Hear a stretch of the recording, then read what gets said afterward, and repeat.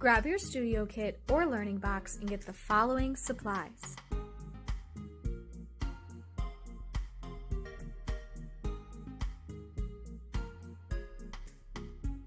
To create an explosion book, you will need at least 3 pieces of paper. I will be using construction paper in different colors to make it easier to see how the book comes together. First, we need to make our rectangular piece of paper into a square. Grab the corner of your paper and fold it to the top. Fold your paper very crisply by running your fingertips along the top of the fold. This will help you out later. Next, cut off the extra piece from your paper.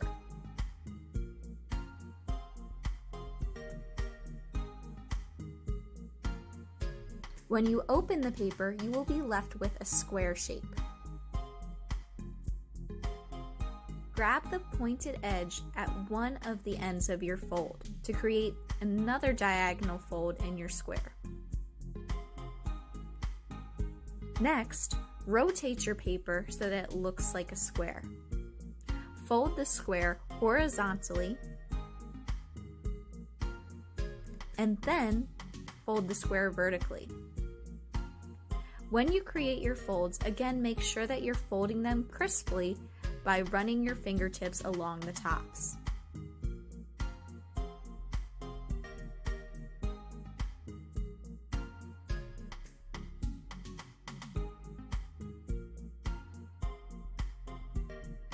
Repeat these steps on your other 2 pieces of paper.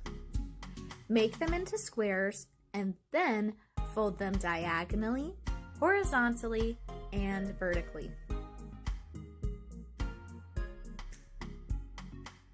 Now it is time to start getting your book put together. I'm going to start by rotating my piece of paper so that it becomes a diamond. If you notice, there are squares made up of 2 triangles at the edge of the paper. So I'm going to add glue to the entire red square on the edge and glue my blue square on top. I press hard with my hand to make sure that all the parts get glued, and then I repeat the same on the next edge. So the blue is on the edge this time, so I'm going to glue the entire blue square with my glue stick, and then attach my red square on top.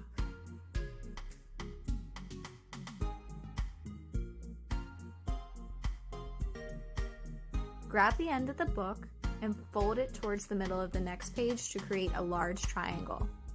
Push the seams inward and you will notice that the first page becomes a smaller square shape. Pick up your book, create a large triangle again, folding the opposite way this time, and push the seams in again to create a smaller square. Repeat this folding technique on the following pages.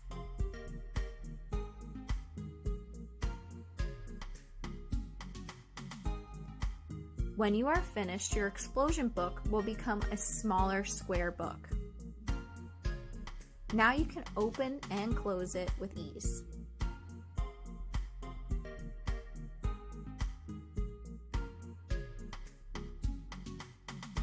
Once you are finished constructing your explosion book, make sure that you put your scissors and your glue stick away.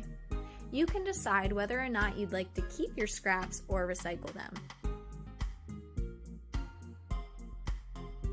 Now that your explosion book is completely constructed, I can't wait to see how you'll decide to fill it.